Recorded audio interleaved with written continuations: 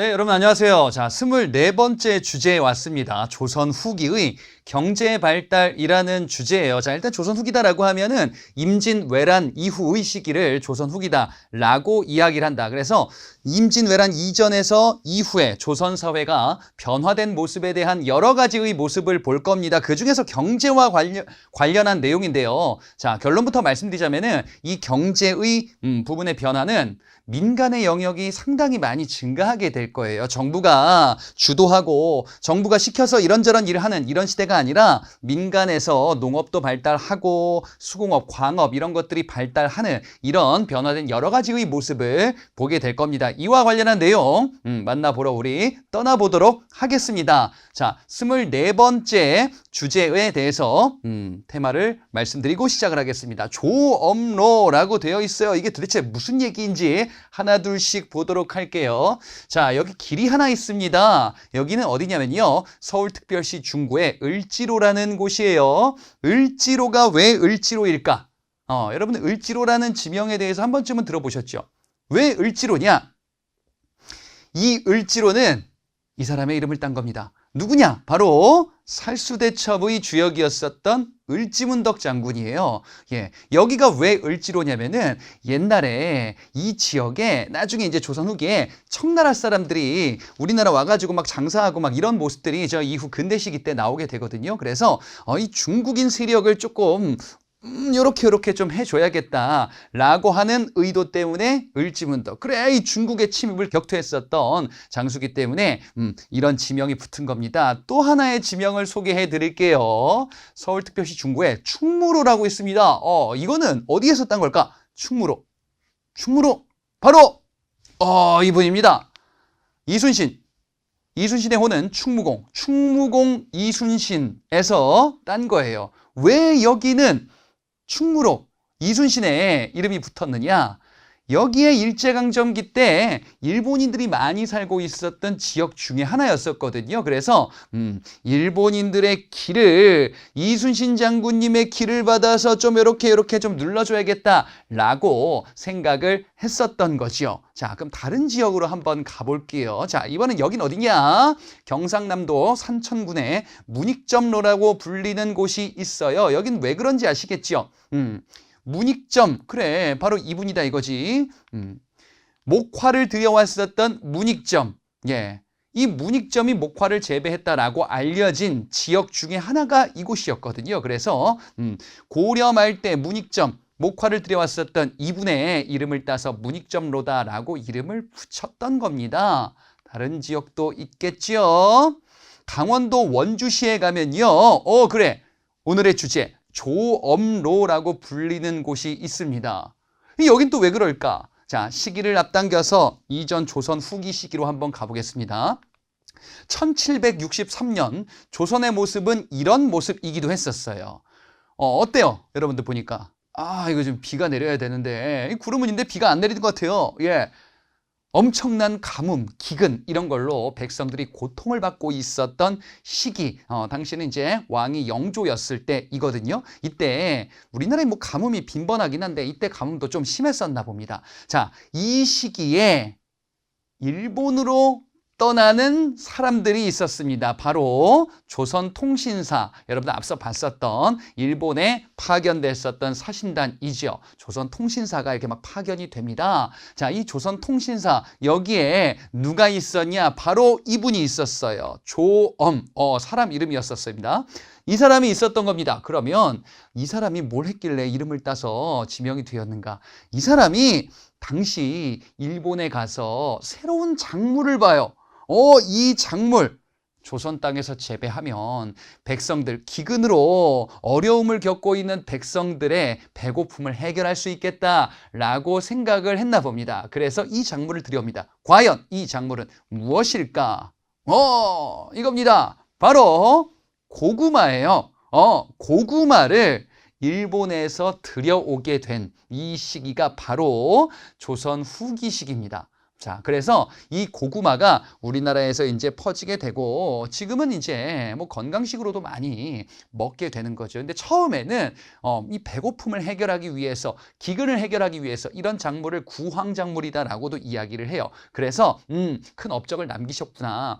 그분의 묘가 강원도 원주 쪽에 있어서 이름을 딴 지명이 나오게 된 겁니다. 그렇군요. 고구마를 들여왔군요. 근데 이걸 모르시는 분들이 있습니다. 이게 대체 무엇이냐? 고구마가 뭔지 모르시는 분들이 있습니다. 을지문덕 문의점. 이순신 장군께서도 고구마가 뭔지를 모르실 거예요. 왜냐하면은 임진을 한 이후에 우리나라에 들어온 작물이기 때문에 그 전에 사셨던 분들은 그 당시에는 요거를 이 땅에 존재하진 않았던 작물이다. 이렇게 볼 수가 있겠죠. 자, 이와 관련한 내용을 포함한 조선 후기의 변화 모습이 어떠한지에 대해서 살펴보도록 하겠습니다.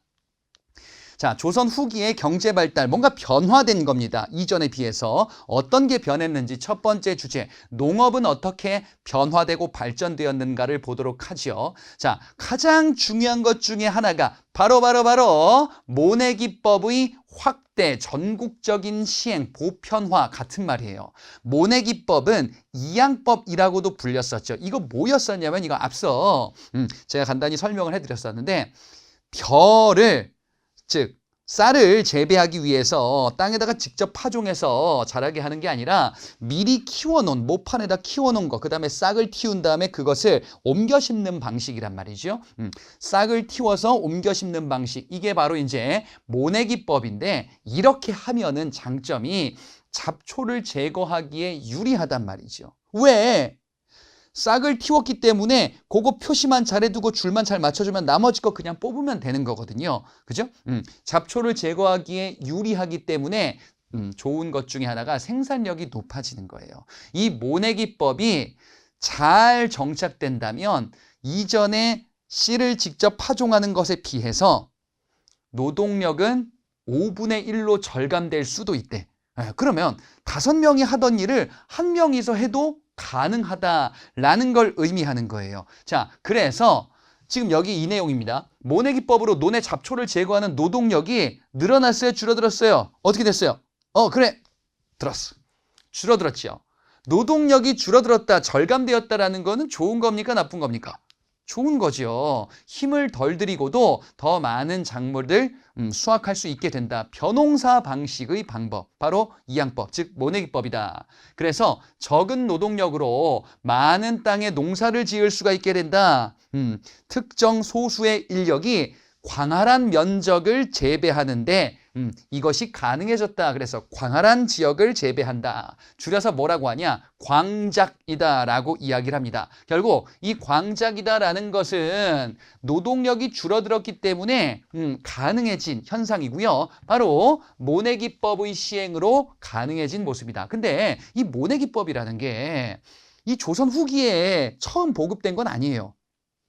저 앞에 고려 후기에, 고려 시대 약간 뒷부분에서 이 땅에 들어왔는데 여태까지 왜 확산이 안 됐었냐? 여기에는 이제 치명적인 단점이 있으니 바로 가뭄에 취약하거든요. 가뭄이 들었을 때 이 싹을 옮겨 심었기 때문에 얘들의 뿌리가 깊게 박혀있지 않단 말이지. 그래서 가뭄이 들었을 때는 약하단 말이지. 그럼 조선 후기 때에는 가뭄이 해결이 됐나 봅니다? 그건 아니고요.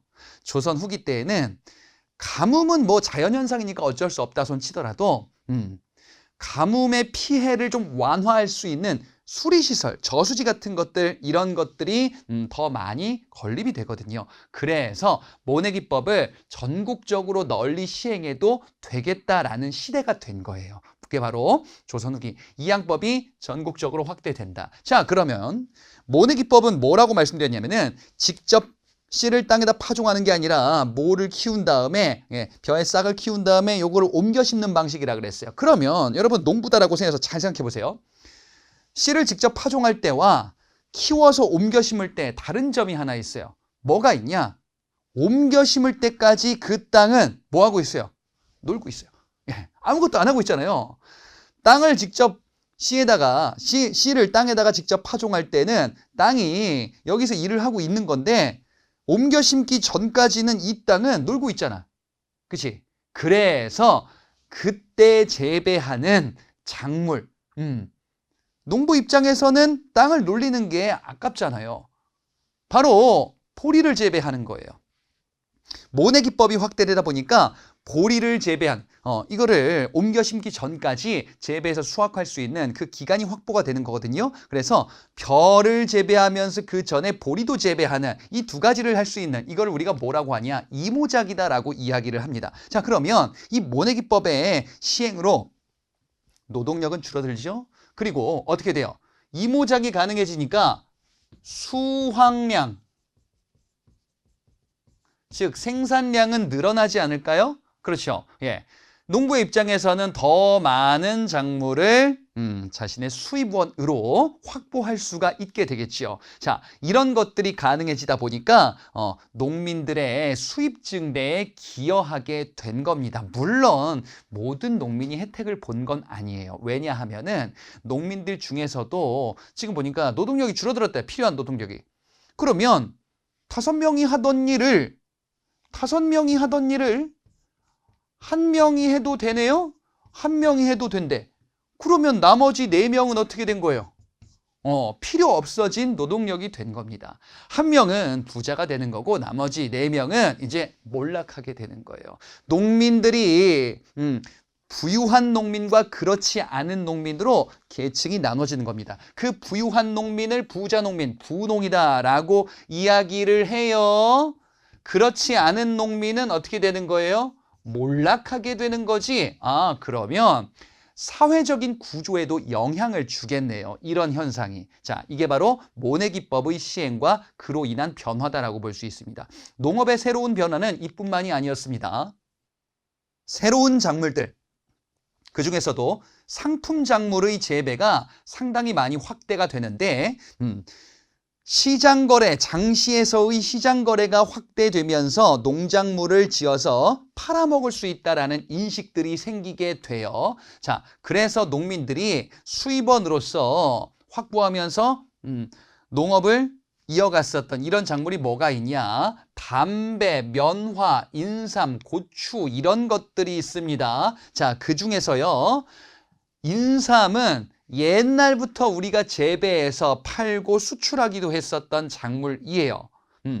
면화는 목화가 들어오면서 면화 재배가 많이 확대되기도 할 거예요. 이것을 재배해서 팔면, 즉 상품으로, 상품 작물로 재배해서 팔면 농민들의 수입 증대에 기여하게 되지 않을까요? 농민들 부자 되겠죠. 자, 근데 못 보던 작물이 나왔습니다. 담배와 고추예요.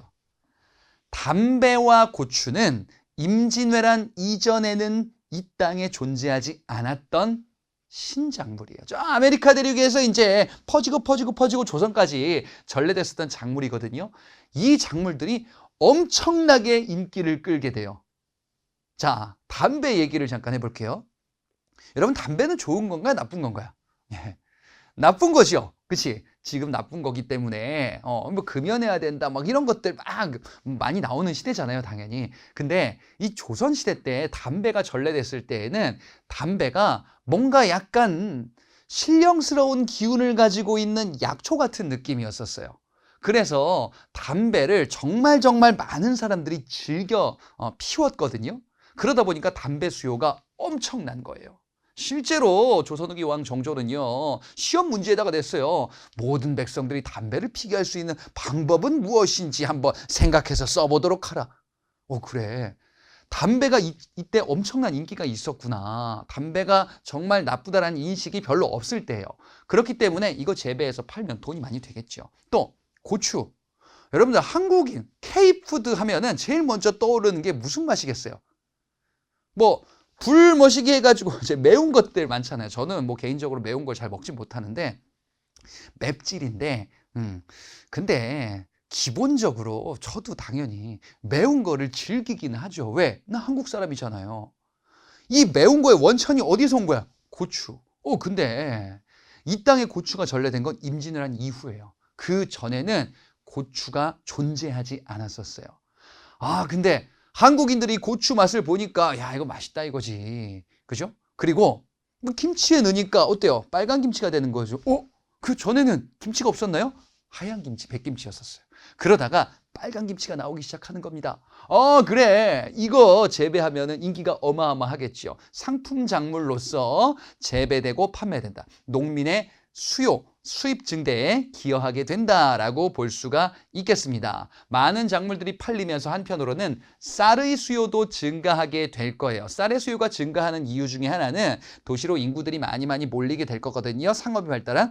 그러다 보니까 이 도시에서 모든 사람들이 농사를 지어서 쌀을 확보할 수가 없기 때문에 이 쌀작물을 사 먹기 위한 이런 수요가 많이 증가하게 될 겁니다. 그러다 보니까 밭을 논으로 바꿔서 이제 쌀도 팔아먹어야지 라는 이런 현상이 나오게 된다. 이 모든 것이 상품 작물로서, 즉 상품으로 팔아먹는 겁니다. 내가 농사를 지어서 먹는 게 아니라 먹는 것도 있겠지만 이제 내다 파는 이런 작물들 현상이 확대된다. 그러면 상업도 많이 발달하겠죠. 이게 조선 후기의 모습이다. 자, 그 다음에 처음 시작 부분에 말씀드렸었던 이 작물이 전래되는 겁니다.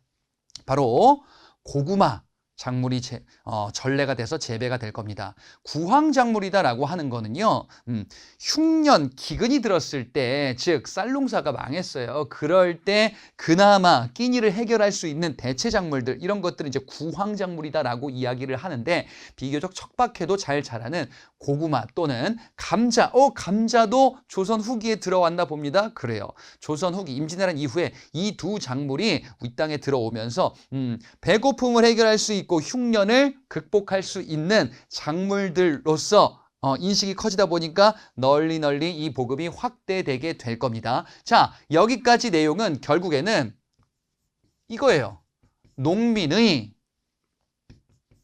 수입이 증대하는 이런 여러 가지 모습, 그리고 배고픔도 해결할 수 있는 이런 여러 가지의 모습이 조선 후기에 등장하게 된다라는 걸 알 수 있습니다. 자, 그래서 뭔가 또 바뀌게 돼요. 지대 방식, 지대 납부 방식이 변화한다. 자, 여기서 지대라는 게 무엇인지를 먼저 이해를 하셔야 됩니다. 자, 농민들은 자신의 땅을 갖고 있지 못한 사람들이 상당히 많아요. 내 집이 없는 거예요. 그래서 남의 집에 월세나 전세를 사는 겁니다. 농민도 마찬가지예요. 내 땅이 없다 보니까 남의 땅을 빌려서 사용료를 내면서 경작하는 이런 농민들을 뭐라고 하냐? 소작농이다라고 이야기를 해요. 그럼 땅 주인이 있겠죠. 땅 주인한테 땅을 빌려서 소작료를 납부하는 거예요. 그 땅 주인을 지주라고 합니다. 지주는 땅 주인, 소작농은 땅이 없는 농민으로서 지주에게 땅을 빌린 사람이에요. 그러면 소작농은 지주에게 뭘 줘야 돼요? 사용료를 줘야죠. 그거를 소작료 또는 지대라고 합니다. 땅을 빌린 대가로 지불하는 거예요. 지대. 지대를 납부하는 방식이 이전에는 어땠냐면요. 소작농이 지주에게 땅을 빌린 대가로 납부를 하겠죠. 얼마를 납부하느냐? 절반을 납부해요, 보통. 10가마를 생산했으면 5가마는 지주의 몫으로 지불을 해야 되는 거예요. 이런 방식을 뭐라고 하냐? 타조법이다라고도 이야기를 해요. 일정 비율. 자, 절반을 납부한다 그랬죠. 그러면은 얼마였냐? 50%를 납부했었던 거야. 일정 비율, 2분의 1, 50%를 납부하는 게 원칙이었었다. 20가마를 생산하면 10가마 지불, 10가마를 생산하면 5가마 지불, 이렇게 됐었던 거야. 자, 그런데 조선 후기에 이게 좀 바뀌기 시작해요. 이 소작농이 말이죠. 예를 들어서 어떤 스토리를 한번 떠올려 보자. 이 소작농이 개똥이가 있었어요. 열심히 농사를 지었는데 어느 날 이런저런 생각을 해보더니 지주한테 가서 얘기합니다. 저 나으리, 제가 작년에 소작료로, 즉 지대로 5가마 드렸죠? 그렇지. 10가마를 생산해서 5가마를 주었던 거예요. 오, 그렇지. 제가 곰곰이 생각해 봤는데요. 올해는 10가마를 드리겠습니다. 10가마를 준다고? 왜? 그동안 챙겨주신 게 있어서 저도 좀 보답 좀 하면서 사려고요. 뭐 이런저런 이유를 드는 거야. 지주 입장에서는 기분이 좋아요. 개똥이가 말이에요. 작년에 5가마 줬었는데 절반 납부. 근데 올해는 10가마를 준대. 소작료로. 지주가 한마디 얘기하겠죠. 너는 괜찮겠느냐? 아이, 저는 뭐 괜찮습니다. 저는 뭐 잡초 같은 놈이잖아요. 걱정하지 마시고 제가 열심히 벌어서 살겠습니다. 그래서 수확을 하고 이 소작농이 지주에게 10가마를 지불하게 됩니다. 그러면은 소작농은 이상하잖아요. 손해보는 장사? 아니에요. 지금 농민의 수입이 막 증대한다 그랬죠.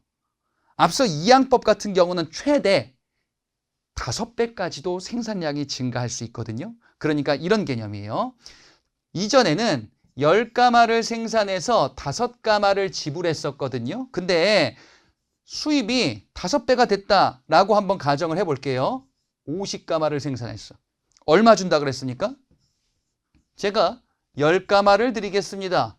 그러면 소작농의 몫은 40가마가 되는 거예요. 그렇죠. 농민의 수입이 이토록 증가하다 보니까 이런 납부 방식도 나오는 겁니다. 정해진 액수를 주는 거예요. 비율이 아니라 제가 10가마를 드릴게요. 나머지는 제 겁니다. 이런 개념이에요. 자, 그러면 50가마로 수입이 보통 증가할 수 있으니까 농민은 이득이겠네요. 근데 위험성이 있어. 만약에 진짜 가뭄이 심하게 들면 어떻게 돼? 50가마가 아니라 정말 엄청난 기근. 생산량이 0이에요. 그럼 어떻게 되는 거죠? 그래도 10가마를 빚져서 줘야 돼요. 그러면은 개똥이는 망하는 거예요. 이럴 가능성은 비교적 적다라고 생각을 해서 정해진 액수를 주는 거죠. 약간 도박 같지 않나요? 위험을 감수하잖아. 그래서 이걸 뭐라고 하냐? 도박, 도조법이다라고 이야기를 해요. 도조법. 즉, 내가 정해진 액수, 일정 액수를 지급하는데 혹시 내가 망하면 어떻게 돼? 그래도 지급하겠다. 왜? 내가 수입이 늘어날 가능성이 훨씬 더 많기 때문에 그 정도 위험은 감수할게. 이 정도면은 괜찮은 도박이야 라는 지대 방식이에요. 그래서 도조법으로 이렇게 변화된다라고 볼 수 있습니다. 그러면 말이에요. 지주 입장에서는 소작농 개똥이를 걱정했다가 나중에 봤더니 개똥이 집에 갔더니 막 재산이 막 늘어났어. 막 명품백이 넘쳐나고 막 차도 바꾸고 막 이랬다 손 치자. 그러면 지주 입장에서 안 되겠다 싶지 않을까요? 그래서 지주는 이건 내가 다 먹어야겠다라고 해서 알바를 고용해가지고 자기가 직접 경영하기도 할 겁니다. 그런 알바 같은 이런 사람들을 머슴이다라고도 이야기를 해요. 머슴을 고용해서 직접 자신이 이런 늘어난 수입을 내가 직접 경영하겠다 이런 사람들도 등장하게 되는 이게 바로 이제 조선 후기. 자, 이 모든 것은 농촌의 수입, 농촌의 생산량이 증대되었기 때문에 벌어지는 현상들입니다. 다음 주제로 넘어가 볼게요. 수공업의 발달입니다. 자, 수공업이다라고 하면은 무언가의 물품을 만드는 이런 산업을 의미하죠. 근데 이건 뭐 지금처럼 뭐 공장에서 대량으로 막 기계로 찍어내는 그런 게 아니잖아요. 수공업이에요, 말 그대로. 사람이 직접 손으로 만드는 거예요.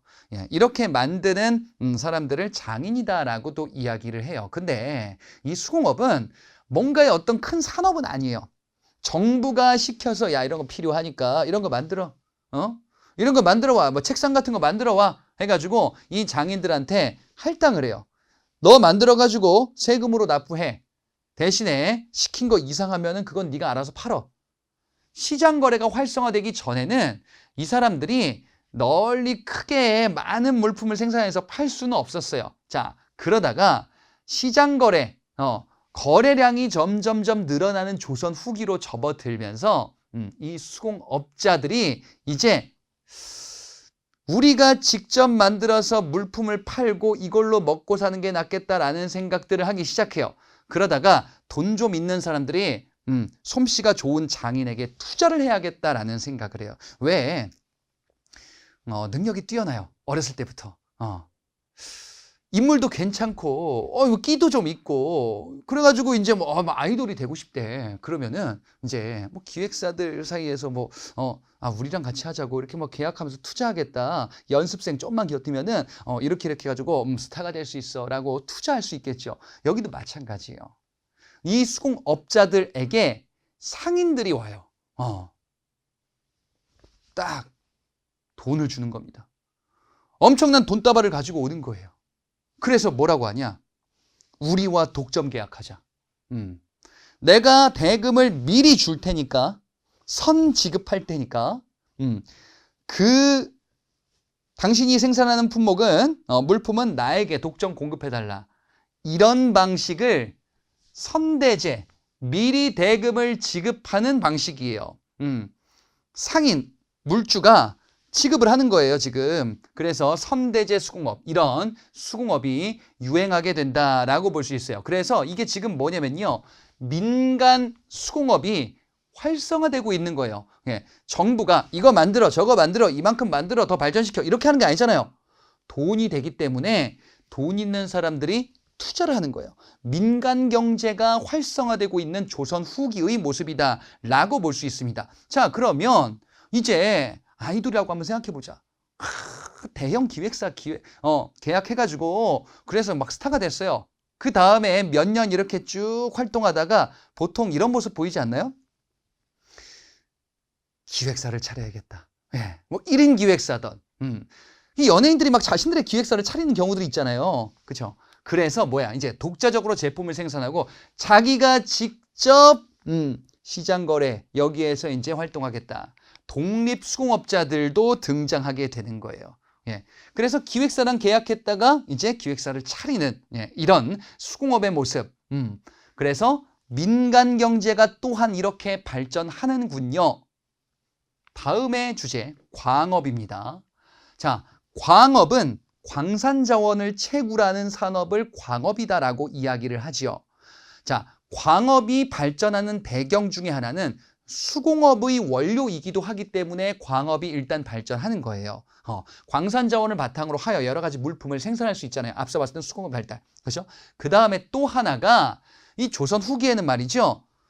청나라와의 거래, 중국, 일본과의 거래가 이제 많이 활성화되거든요. 그때 화폐로도 쓰기도 했었던 게 금, 은 이런 거거든요. 그래, 채굴하면 나오는 광물이잖아. 그래서 민간의 광산 수요가 정말 많이 증가하게 될 겁니다. 원래 광업이라고 하는 건요, 어떻게 했냐? 광산 자원은 똑같아요. 정부가 시키는 거예요. 농민들 데려다가 이거 캐, 삽질해. 여기에서 이제 캐가지고 정부한테 갖고 와. 시켜먹는 이런 산업이었었거든요. 근데 민간에서 돈이 되는 거예요. 돈이 되니까 사람들이 몰리는 거죠. 광산이 한번 발견됐다라고 하면 사람들이 막 몰리는 겁니다. 자, 그래서 이제 어떻게 하냐? 정부에서는 어차피 정부가 직접 농민들 시키면 제대로 안 하니까 민간한테 운영권을 넘기고 세금만 받으면 되겠다. 이런 거를 설점 수세제다라고 이야기를 해요. 광산 자원을 설정해 주도록 하고 세금을 수취하는 거예요. 자, 오늘날 말로 바꿔볼까? 이거 뭐냐면은 민영화 사업이에요. 민영화 뭐야? 정부가 직접 하는 게 아니라 민간 기업한테 운영권을 넘기는 거예요. 그들이 좀 더 효율적으로 할 수 있다라고 판단하는 거죠. 그렇지? 이게 광산의 민영화다라고 볼 수 있어요. 그러면 민간 광산업자들이 이제 점점 증가하겠죠. 자, 그런데 이렇게 허락받지 않은 사람들도 광산을 몰래 채굴하고 싶은 거예요. 왜냐하면은 광산 잘 한번 채굴하면은 돈이 되니까 몰래 채굴해서 도망가기도 하는 잘못된 모습들도 등장하는데 이게 바로 뭐냐? 잠채다라고 이야기를 해요. 이게 여기에서 이제 잠자라는 게 잠수함, 잠망경 할 때 잠자예요. 예. 숨어서 채굴한다. 정부의 허락 없이 채굴하는 거예요. 원래 정부가 허락하는 대신에 세금을 얻었잖아요. 세금도 내기 싫다 이거야. 내가 다 돈을 벌고 싶다. 밤에 몰래만 잘 가면 가능할 수 있다. 이런 부작용도 있었습니다. 하지만 민간의 광업은 정상적으로 계속 발전하기도 할 겁니다. 자, 이 민영 광산을 경영하는 업자들이 등장을 하는데 그 업자를 뭐라고 하냐? 덕대라고 합니다. 덕대는 민영 광산을 경영하는 경영 전문가예요. 이 덕대들한테 투자자들이 와요. 우리가 돈을 줄 테니까 광산을 개발해 주세요. 그럼 덕대는 돈을 받아서 광산을 개발하죠. 사람들을 뽑아서. 그치? 이게 오늘날 기업의 형태와 비슷해요. 투자자, 그치? 주식 투자. 그리고 이제 경영을 하고 사원들 이렇게 뽑아서 일을 한단 말이지. 이게 바로 조선 후기 광업의 모습이고요. 덕대가 등장했다라는 것은 민간 영역의 광업이 또 성행한다라고도 볼 수 있습니다. 그래. 민간 경제가 광업에서도 이렇게 발전하고 있군요. 자, 마지막 주제, 상업의 발달입니다. 상업의 발달. 예. 상업 거래가 활발해지는 이유 중에 하나는 앞서 본 것처럼 농업의 생산력이 증가하기 때문이에요.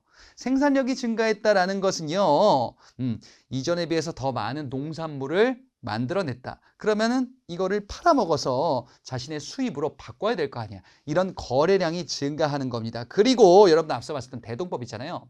대동법이 뭐였었어요? 원래는 특산물을 세금으로 걷던 방식의 세금 제도였었는데 쌀로 걷고 또는 화폐로 걷고 나머지는 정부가 공인을 통해서 시장에서 사오는 거예요.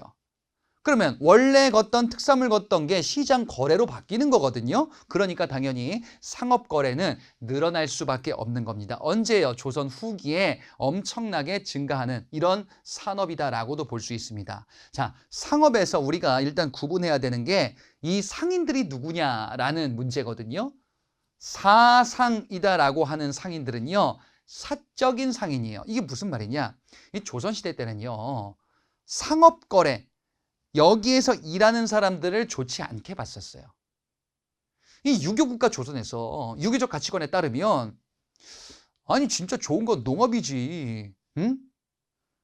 농사 짓는 사람들은 정직하게 농사 짓잖아. 아니 근데 장사치들은 말이야. 장사하고 거래하고 이런 사람들은 이거 얼마 떼다가 이만큼 더 이윤 붙여 팔고 이거 약간 좀 사기꾼 같아. 이거 정직하지 않아. 농사 짓기 싫어하는 사람들이 장사나 하려고 한다라는 이런 인식이 있었어요. 그래서 상인들은 정부가 허락한 상인 외에는 불법이에요. 정부가 너는 장사해도 돼. 이런 상인들을 관청이 허락한 상인, 관허상인이다라고 하거든요. 이런 관허상인 외에는 불법이에요.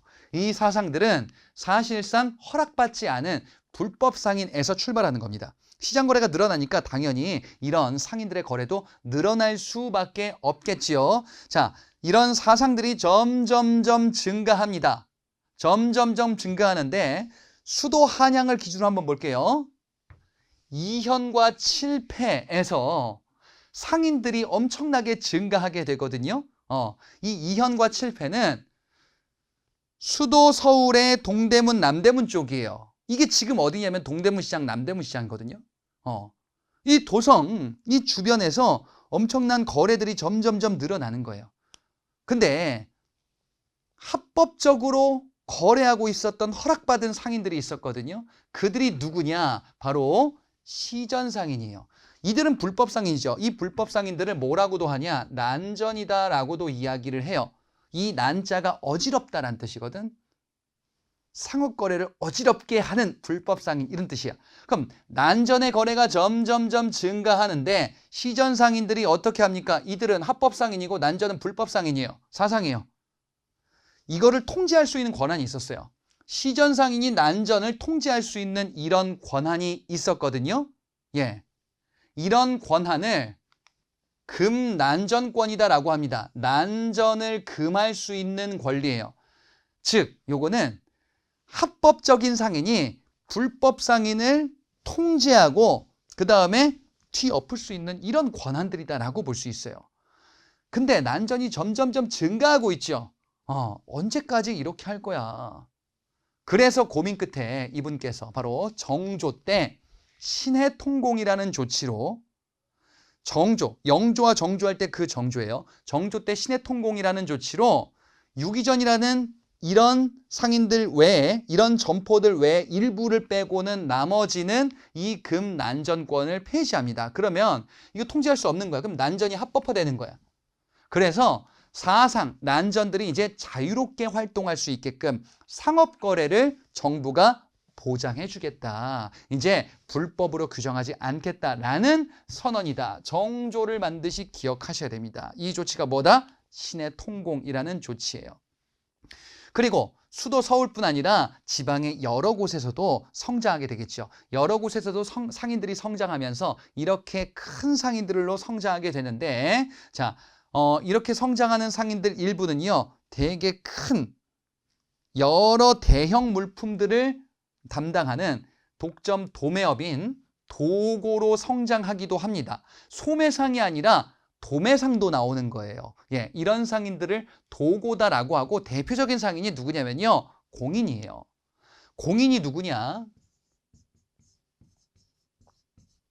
대동법을 시행하는 과정에서 정부 물품을 이제 시장에서 사오는 이런 상인들을 공인이다라고 이야기를 했죠. 예, 이런 상인들이 되게 큰 상인인 도고로 성장하기도 하는 거예요. 여러분들 어렸을 때 허생전이라는 소설을 보셨다면 국어 시간에, 예, 뭐 한국사에서도 등장하는 내용이긴 한데요. 예, 허생이 도성에 이 제수용품들을 막 매점매석했다가 이제 나중에 값이 오르니까 팔았다, 막 이런 일화를 이제 소설로 만들었는데요. 소설로 이제 각색한 내용인데, 자, 이게 바로 이제 당시의 독점 도매상인인 도고의 모습을 보여주는 모습이다. 매점매석은 이제 사재기 하는 겁니다. 그러니까 그만큼 큰 손의 상인들이 등장했다라는 걸 의미하는 거예요. 자, 대표적인 지역별로의 상인들을 한번 볼게요. 개성지역, 옛 고려의 도읍지죠. 이 지역은요, 특산물이 있습니다. 바로 인삼인데요. 이 개성에서 인삼을 팔면서 성장한 상인 송상이다라고도 이야기를 합니다. 옛 지명이 송악이었었잖아요. 자, 송상. 이들은요, 인삼 거래를 주 업종으로 하면서 정말 큰 손이 돼요. 얼마나 사업이 번창했는지 무려 이 시기 때 프랜차이즈 사업을 합니다. 전국 각지에 송방이라는 지점을 만들어요. 예, 멋잖아요. 프랜차이즈 사업 같은 거잖아요. 그지? 그러면서 뭘? 인삼을 판매하는 거예요. 예, 개성이 인삼의 특산지이기도 했었거든요.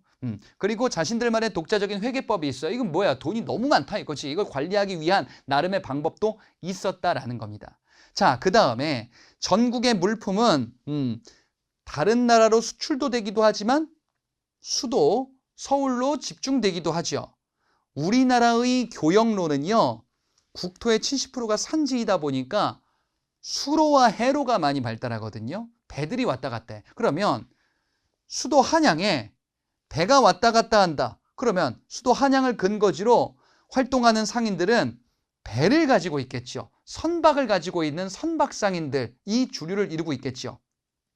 그 상인들을 경강상인이다라고 이야기를 합니다. 그래서 선박을 바탕으로 하는 운송, 예, 이런 업무들을 담당하는 거예요. 물류업에 특화된 상인이다라고 보시면 됩니다. 자, 그 다음에 부산 쪽의 동래와 저쪽 북한, 중국 국경 지역의 의주, 이 지역에서는 부산 쪽은 일본과 가까워요. 의주 쪽은 중국과 가까워요. 그래서 이 지역의 상인들은 무역업에 특화된 상인입니다. 자, 동래의 내상이라는 상인들. 예. 일본과의 거래는 외관이라는 거점을 중심으로 이루어지거든요.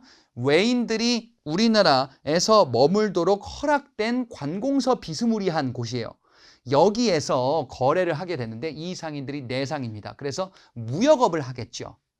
의주의 만상은 청나라와의 무역을 하게 될 겁니다. 국경과 가깝다 보니까. 평양의 유상은 개성에서 이제 인삼 사와다가 만상으로 넘기기도 하는 이런 역할을 담당하기도 할 겁니다. 자, 그러면 시장 거래가 증가하면서 어느 지역에서 거래가 이루어지는지를 한번 보도록 할게요. 시장이다라고 하는, 오늘날로 치면은 전통시장도 되겠고 마트도 되겠고, 예, 그런 시장을 장시다라고 이야기를 합니다. 자, 지방의 장시가 점점 증가합니다. 상업거래, 거래량이 점점 늘어나는 겁니다. 민간에서는 돈을 번 상인들, 업자들이 점점 늘어나겠죠. 자, 이 장시는요, 근데 처음에는 매일 열리지 않아요. 마트가 매일 가면 있는 게 아니에요. 5일마다 한 번씩 열려요. 이게 바로 이제 5일장이다라고 이야기를 하거든요. 왜 5일장이냐? 상인들이 5곳을 돌아다니는 거예요. 이 지역에서 물품을 팔다가 다른 지역 건너가서 다른 곳 가다가 그 다음에 쭉 돌아가지고 이제 5일 만에 다시 오는 거예요. 자, 이 상인들 뭐라고 하냐? 보부상이다라고 합니다. 이 보부상은요, 보상과 부상의 합친말이에요. 보상이 뭐냐면요, 보따리 장수예요. 보따리 들고서 이제 왔다 갔다 하는 이런 장수들. 그 다음에 부상은 등짐, 지게에다가 이렇게 막 무거운 거 들고 다니는 상인들이거든요. 이 상인들이 온갖 물품들을 가지고서 이제 이 장시에서 팔고 저 장시에서 팔고 이렇게 하는 겁니다. 보부상이 5일마다 한 번씩 돌기 때문에 5일장을 주로 이제 하게 되는데 이게 거래량이 들어가면 당연히 상설시장도 나오게 되겠죠. 자, 근데 이 장시보다 규모가 더 큰 게 바로 이거예요. 우리는 수로와 해로 중심이라 그랬어요. 보부상이 왔다 갔다 하는데 사실 좀 힘들어요. 많은 물품을 실어 나르기도 힘들어. 왜냐면은 바퀴가 있는 수레 같은 것들이 우리나라에 널리 퍼지지 않거든요. 길이 제대로 정비가 안 돼서 그래요. 왜? 우리는 산지가 너무 많다 이거지. 그러면 대규모 물품은 뭐로 실어 나르냐? 강이나 배를 따라서. 그러면 강가나 바닷가 근처에 그 지역에서 거래량이 많아지겠죠. 거기가 바로 이제 포구입니다. 수로교통의 발달로 포구가 상업의 중심지화되는 겁니다. 여러 지역들이 있어요. 우리 지명들 중에서 포로 끝나는 지역들이 있거든요. 다 이런 거예요. 마포, 영등포 이런 거예요, 다. 예. 자, 이 포구들이 상업거래의 중심지가 되면서 여기가 상업도시처럼 번성하는 거야. 엄청난 배들이 들어오면서 여기서 거래도 하겠죠. 그리고 이 지역에서는요, 사람들이 많이 모이니까 뭐 해야 돼요? 밥 줘야 돼요. 밥하는 사람들 나오는 거예요. 또 돈이 부족해. 돈도 빌려줘야 돼. 그 다음에 이거 물품 좀 여기다 좀 갖다 주세요. 운송업도 있어야 돼. 그래서 중개, 금융, 숙박 등등 이런 각종 서비스를 제공하는 원래 상업도시에서는 서비스업이 발달하잖아요. 그런 상인들 객주와 여각이다라고도 이야기를 합니다. 민간의 경제가 이렇게나 크게 발전하고 있다라고 볼 수가 있겠네요. 자, 시선을 국외로 한번 돌려보자. 이거 앞서 잠깐 말씀드렸는데 무역업이 성행한다 그랬어요. 청나라와의 무역과 일본과의 무역, 이거 역시 성행합니다. 돈이 된다. 그래, 국내에서 조선 땅에서만 거래하는 게 아니라 외국과도 거래하면은 돈이 되는구나. 돈이 되면은 사람들이 모이는 시대예요, 이제. 누가 하냐? 의주의 만상과 개성의 송상. 인삼 파는 거예요. 그러면서 청나라 물품도 들여오겠죠, 당연히. 무역업을 하게 되는데 공식적으로 허락된 무역은 개시다라고 이야기를 해요. 근데 수요가 들면 당연히 밀무역 같은 게 나오지 않겠어요? 몰래 하는 거예요. 사적으로 거래하는 거예요. 예, 허락받지 않은. 이런 것도 나오겠지, 당연히. 밀수 이런 것들 나오겠죠. 그게 후시예요. 상업 거래량이 늘어나니까 개시뿐 아니라 후시 거래도 크게 성장하더라. 대일무역, 일본과의 무역도 마찬가지입니다. 여기의 상인은 내상이라 그랬어요. 이 내상이 부산 쪽에서 거래하게 되는데 일본인과 거래하는 그 거점을 뭐라고 했냐? 외관이라 그랬어요. 여기도 개시와 후시가 성행하게 될 겁니다. 이게 조선 후기 무역의 발달이다. 그러면 무역하면서 또는 장시나 포구에서 거래하면서 뭐로 거래할 건데요? 이전에는 물물교환이었었어요. 여러분, 물물교환이 얼마나 불편할지 한번 생각해 보세요. 내가 편의점에서 말이에요, 김밥 한 줄을 사 먹고 싶어. 근데 화폐를 쓰지 않고 물물교환을 한다. 김밥을 얻기 위해서는 편의점 사장님이 원하는 거를 구해와야 돼. 김밥을 내가 먹고 싶은데 그럼 편의점 사장님이 그래요, 뭐 과자 한 봉지 드리면 될까? 그럼 과자랑 이거 바꿔주세요. 아니, 난 과자 안 좋아하는데. 아니, 나는 과일 먹고 싶은데. 그럼 과일을 구해와야 돼. 그렇지? 물품 거래는 굉장히 상당히 좀 불편한 모습이 있어요. 예. 그 다음에 재산을 보관하기도 불리하죠. 상공업이 발달하니까 거래를 위한 매개 수단인 화폐가 보편화돼야 돼요. 그래서 화폐를 발행하게 되는데 조선 후기에 이렇게 발행한 화폐가 바로 상평통보고요. 숙종 때 전국적으로 유통시켜야 될 겁니다. 이거 다 임진왜란 이후 모습이에요. 상평통보가 뭐냐? 여러분들 많이 본 거예요. 이렇게 생긴 거예요. 이거 옛날 뭐 드라마나 자료 같은 데 많이 보죠? 이거 다른 말이 있습니다. 이게 바로 뭐냐? 엽전이에요, 엽전. 예, 상평통보라는 화폐가 이 땅에서 널리 쓰이게 되는 모습이다라고 볼 수 있습니다. 화폐가 널리 쓰이니까 당연히 많은 사람들이 편리하게 이용할 수 있겠죠. 자, 근데 정부가 화폐를 아무리 발행해도 시중에 화폐가 부족해지는 이런 이상한 현상이 나오기도 해요. 그게 뭐냐? 전황이다라고도 이야기합니다. 화폐를 발행하는데 양반들 재산 축적에 활용하는 겁니다. 옛날에는 집에 재산이다라고 하면 쌀이었었어요. 근데 쌀은 보관 비용도 필요하고 그다음에 자리도 많이 차지하고 쥐가 파먹으면 어떡해? 썩어버리면 어떡해? 이거를 화폐로 다 바꾸는 거예요. 그래서 화폐가 거래에 쓰이는 게 아니라 재산을 보관하는 데 쓰이는 이런 잘못된 모습들이 등장하기도 하지만 어찌됐건 화폐의 유통은 널리 확산되는 것 자체는 맞더라. 신용화폐까지도 등장합니다. 예, 신용카드 여러분들 쓰시잖아요. 그렇죠? 무슨 페이 해가지고 뭐 쓰는 것도 있고요. 신용화폐가 이때도 있었어요. 그만큼 상업거래가 정말 많이 발달한 시기구나. 자, 여러분 보시니까 어떻습니까? 조선 후기라는 시기, 즉 임진왜란 이후의 시기는 민간의 영역이 정말 엄청나게 드라마틱하게 성장하는 이런 모습이고요. 오늘날과 유사한 모습들이 많이 등장하는 모습을 확인할 수가 있겠지요. 자, 그러면 이론 여기까지 보고요. 문제풀이로 넘어가서 내용들을 살펴보도록 하겠습니다. 자, 조선 후기 경제편을 우리가 쭉 살펴봤습니다. 여러 가지의 이제 정말 드라마틱한 모습들, 변화들을 우리가 확인해 봤는데요. 이와 관련한 문제들 지금 바로 확인해 보도록 하겠습니다. 1번 문제 보겠습니다. 자, 다음 자료 나타난 시기에 볼 수 있는 모습으로 적절한 것을 골라보자. 일단 뭐 비변사가 나왔는데요. 비변사가 나온 거 보니까 이제 조선 후기와 관련한 모습일 것 같긴 해요. 조선 후기의 최고 권력기구가 됐었던 게 이제 비변사이기도 했었죠. 자, 쭉 보니까 광산 개발이라는 얘기가 나옵니다. 백성들에게 채굴할 것을 허락하고 세금을 거두면 된다. 이게 뭐였죠? 민간에게 넘긴다라는 걸 의미하는 거죠. 점유를 설정해주고 세금을 걷도록 하는 설점수세제라고도 볼 수가 있겠다. 그렇다면은 백성들도 좋고 정부도 좋고 라는 것을 이야기를 하고 있는 겁니다. 그래서 민간에게 광산 채굴을 허락하고요. 세금을 거둔다라는 것을 바탕으로 조선 후기의 민영광산, 민영광업이 성행하고 있다라는 것을 파악해 볼 수 있어요. 그러면 여기서 시기다라고 하면 뭐라고 하면 돼요? 바로 조선 후기다라고 파악해 볼 수 있겠죠. 우리가 앞서 봤었던 내용들, 이것들과 관련한 모습을 요 시기를 규정해 주시면 되겠습니다. 자, 그러면 보기를 보겠습니다. 1번, 주자감에서 공부하는 학생이다. 주자감에서 공부하는 학생이 있을까? 자, 주자감이 뭐냐? 발해에서 만들었었던 교육기관이에요.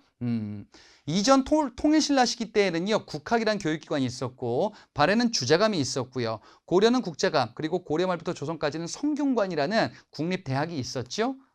발해 시대가 아니기 때문에 오답이다. 이번에 초조대장경 조판을 지켜보는 승려다.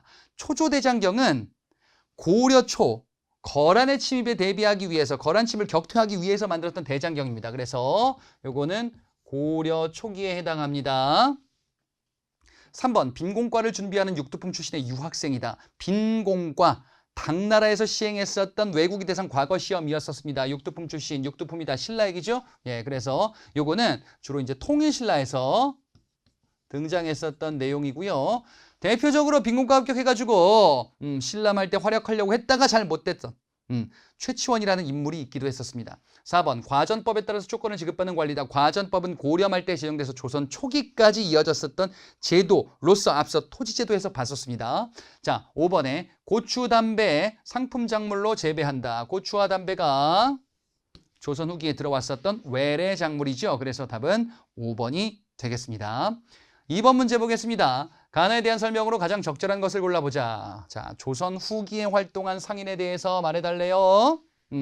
우리가 앞서 봤었던 단원 내용에 등장하는 상인들 등장하겠죠? 자, 가에 보니까 개성상인, 사개치부법이라는 회계법을 고안했대요. 개성상인이래요. 얼마나 돈을 많이 벌었으면 독자적인 회계법도 있을까? 얼마나 돈을 많이 벌었으면 각 지역에 지점도 만들었을까? 송상이죠. 송상은 송방이라는 각지의 지점도 만드는 이런 인삼유통에 특화됐었던 상인이었었습니다. 자, 나는요, 한강을 무대로, 서울을 근거지로, 한강을 근거지로 세곡 운송을 주도했었대요. 강을 따라 활동하는 상인이에요. 선박상인이기도 해요. 바로 뭡니까? 경강상인. 유통업에 특화되어 있는 이런 상인이다라고도 볼 수가 있겠죠. 자, 가는 송상 나는 경강상인이었었습니다. 1번. 가, 해상공국을 통해서 정부의 보호를 받았다. 요거는 근대 시기 때 등장하는 개념인데요. 일단 결론부터 말씀드리자면은 보부상입니다. 근대 시기 때 해상공국이라는 보부상 보호단체가 출연하기도 해요. 자, 그래서 이것은 보부상, 보찜장수, 등진장수, 예, 그 상인들을 의미하는 겁니다. 그 다음에 2번에 전국 각지에 송방이라는 지점을 설치하였다. 예, 그래서 이게 바로 이제 송상과 관련한 내용이다라고 파악해 볼 수가 있겠죠. 송상, 송방이라는 지점. 3번, 책문 후시를 통해서 청과의 무역을 주도하였다. 청과의 무역, 계시와 후시가 있는데, 예, 그 후시의 이름 중에 책문이라는 곳도 있어요. 예, 여기에서 이제 밀무역도 하는 겁니다. 공무역도 하고요. 바로 청과의 무역을 주도했다라고 한다면 누굴까요? 의주의 만상이죠. 나는 경강상인이었기 때문에 오답이다. 4번에 금난전권 행사에서 사상의 활동을 억압하였다. 난전을 금할 수 있는 권한인데 이거를 폐지했었다 그랬죠. 자, 그래서 시전상인, 합법적인 상인, 그 다음에 난전, 시전상인이 난전을 통제할 수 있는 이런 권한을 바로 금난전권이다 라고 이야기를 했었죠. 요거를 폐지한다. 이게 뭐예요? 정조 때 신해 통공 조치죠. 자, 그래서 4번은 시전상인을 의미하는 겁니다. 여기서 사상은 난전을 의미하는 것이고요. 5번에 근대적 상회사인 대동상회를 설립하였다. 이건 조금 지엽적인 개념인데요. 이 대동상회는요, 저 근대 시기 때, 요거 이제 우리가 배우고 있는 시기 이후 시기예요. 평안도에 있었던 평양의 상인들을 중심으로 만든 이런 상인들 단체 연합이기도 합니다. 자, 그래서 이런 것도 있나 보네 하고 넘어가셔도 됩니다. 자, 답은 2번이 되겠습니다. 3번 문제 보겠습니다. 다음 일기가 작성된 시기 경제 상황으로 적절하지 않은 것을 골라보자. 뭔가를 막 작성하고 계십니다. 자, 5월 땡땡일 밭 앞에 담배를 파종했다. 담배를 파종하셨어요? 그래요? 비록 여러 날 비가 내렸으나 큰 비는 내리지 않았대. 가물어서 고답을 모두 이양을 하지 못했다. 이양을 하지 못했대요. 이양법 얘긴데. 6월 땡땡일 목화밭에 풀이 무성해서 노비 오명에게 김매기를 하도록 시켰다. 목화. 자, 이게 지금 단서들이거든요. 고추, 담배, 조선 후기에 전래된 외래 작물이었었지요. 외래 작물이면서 상품 작물이었었습니다. 담배 상품 작물, 목화도 상품 작물, 그리고 그 외에 고추, 인삼 이런 상품 작물들 내다 팔기 위한 작물들이 성행하고 있구나. 이분은 좀 돈 좀 벌고 싶은가 봐요. 이양을 하지 못했대요. 이양법, 모내기법이죠. 그래, 그러면 시기는 마찬가지로 조선 후기. 자, 조선 후기의 모습으로 적절하지 않은 것을 골라주시면 되겠습니다. 1번, 상평통보가 화폐로 사용되었다. 그렇죠? 전국적으로 널리 유통됐었던 그 엽전. 자, 2번에 시장을 관리하기 위한 동시전이 설치되었다. 동시전. 이거는 쫙 이전에 신라 지증왕 때 만들어졌던 시장 감독 관청입니다. 자, 그래서 요거는 신라 때이기 때문에 답이 될 수가 없어요. 3번, 관청의 물품을 조달하는 공인이 활동하였다. 공인, 대동법이 시행되면 공인이 활동하는 거거든요. 대동법은 임진왜란 끝난 직후의 왕이었었던 광해군 때 제정돼서 전국으로 점차 확대되니까 조선 후기의 세금제도 변화다라고 볼 수 있습니다. 맞습니다. 4번에 보부상이 장시를 돌아다니며 상품 판매하죠. 5일장 해가지고 장시에서 막 거래하는 거 보부상이었었어요. 5번에 국경지대에서 공무역인 개시, 사무역인 후시, 무역이 전개되죠. 그래서 의주의 만상과 동래의 내상 같은 경우에 개시무역, 후시무역을 많이 전개했었다. 자, 답은 2번이 되겠습니다. 4번 문제입니다. 다음 기사에 나타난 시기 경제상으로 옳은 것을 골라보자. 거상 임상옥. 당시에 유명했었던 상인이기도 합니다. 북경에서 인삼무역으로 큰 수익을 얻었대. 인삼무역. 인삼을 팔았구나. 북경에 갔었던 만상 임상옥이래요. 만상. 그래. 상인이신데 의주에 활동했었던 만상이었구나. 인삼을 팔면 돈이 되는구나. 그래서 인삼으로 큰 수익을 거둔 이런 얘기들이 소개가 되어 있습니다. 그러면 이 시기는 마찬가지로 조선 후기 시기에 해당한다라고 볼 수 있겠네요. 만상이 개시와 후시를 전개하면서 이렇게 돈을 많이 벌기도 했었다. 자, 그러면 옳은 것을 골라보겠습니다. 1번에 삼한통보, 해동통보가 발행되었다. 요거는 고려시대에 발행했었던 화폐로 앞서 봤었던 내용이죠. 이 시기로 바꾸면 상평통보로 바꿔야 됩니다. 조선 후기니까요. 2번에 솔빈부의 말이 특산물로 수출되었다. 요거는 발해의 특산물입니다. 3번 초량 외관을 통해서, 외관의 이름인데요. 일본과 교역하였다. 그래, 외관을 통해서 일본과 교역했다. 누가요? 이게 일단 정답이고요. 외관을 통해서 교역했었던 대표적인 동래의 내상이 있죠. 4번 당항성 영암이 국제무역항으로 번성하였다. 당항성은 신라의 무역항입니다. 물론 울산항으로 바뀌기도 하는데 신라의 통일 이전에 주로 활약했었던 무역항이고요. 그리고 신라가 통일한 이후에는 경주 옆에 울산항이 국제무역항으로 번성하기도 합니다. 자, 5번에 경시서 관리들이 수도의 시전을 감독하였다.